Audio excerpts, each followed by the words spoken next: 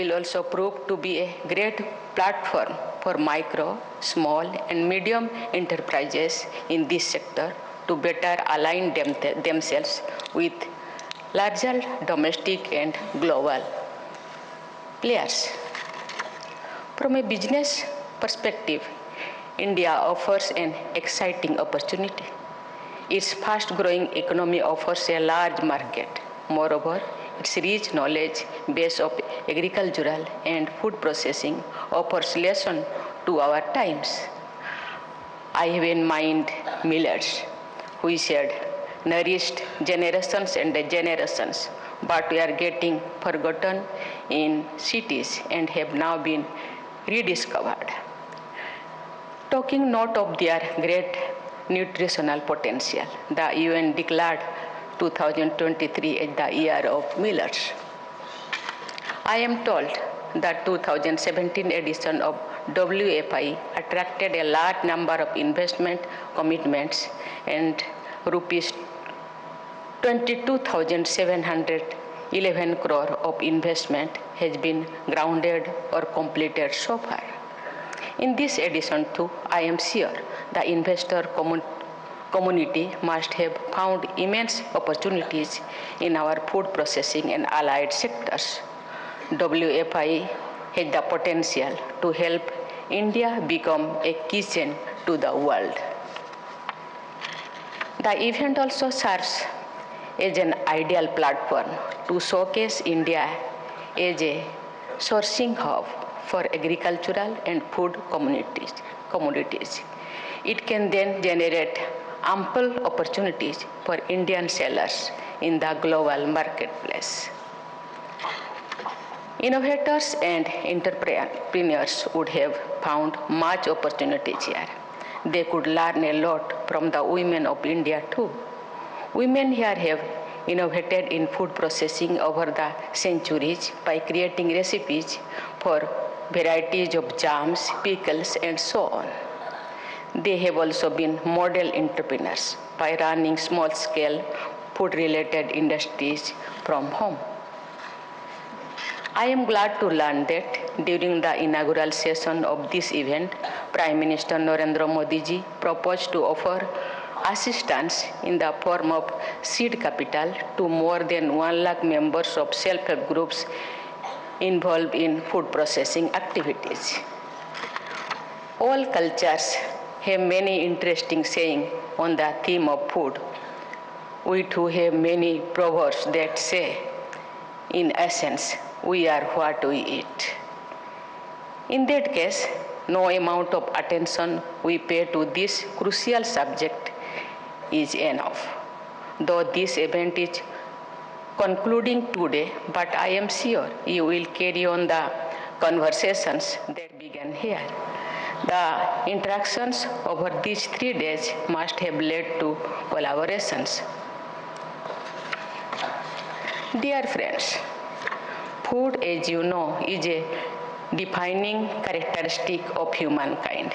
Tens of thousands of years ago, when human beings started evolving as a unique species, language and food were among the factors that made them different from their nearest cousins.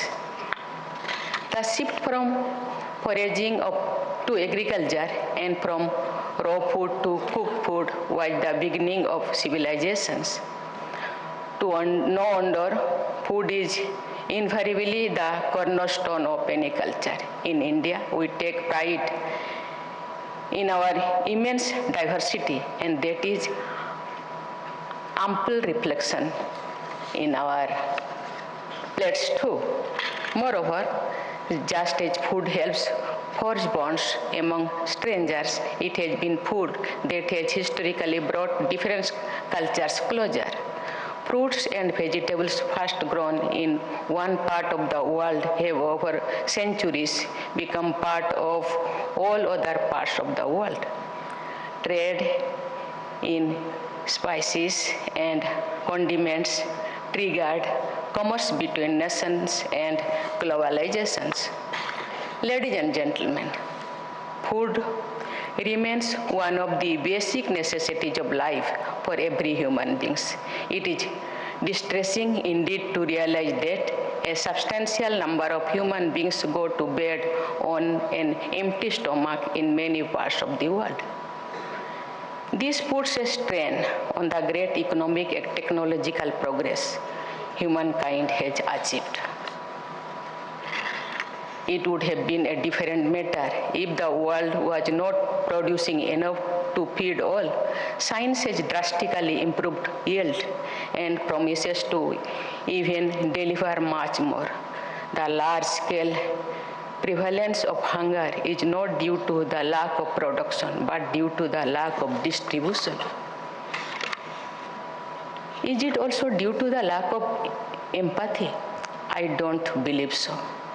During the pandemic, when many people could not earn in order to feed the family, civil society and religious organizations organized many kitchens, mass kitchens. And I must also mention the Indian government's initiative for consistently providing free food grains to the poor apart from the subsidized grains. It was arguably the biggest drive of its kind. Let me also mention here that we must consider the environmental cost of what we eat. The previous generations did not have to worry on this count, but the time has come when we have to choose our menu in a way that avoids any harm to nature.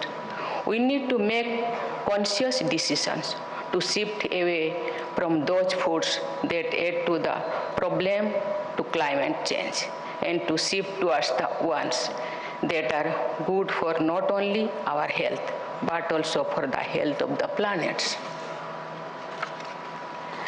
Dear friends, at the conclusion of this truly mouth-watering event, I should be offering you something like desserts, and here I am, like a typical Indian host, offering you even more food for thought. But then we also have a tradition of offering packaged meals to our guests for their return journey, and I am offering my views on food to you in that spirit. Let me end by once again congratulating the organizers, participants, and also the winners of the WFI Awards. My best wishes are with you all. Thank you. Jai Hind, Jai Bharat.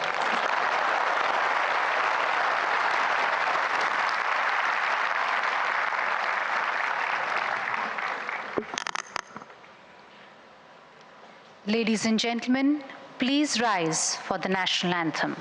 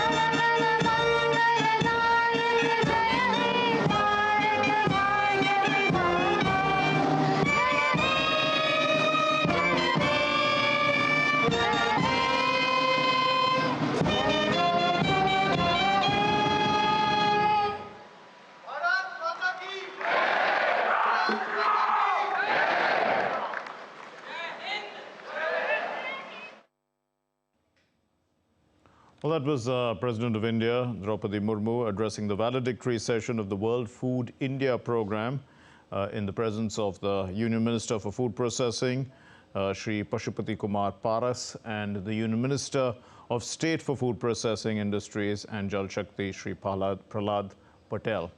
And she spoke about giving people more food, and this time food for thought, to think about the use of millets and use of agriculture in a much better way, so that the nutrition can continue and India can be more self-sufficient in terms of agriculture.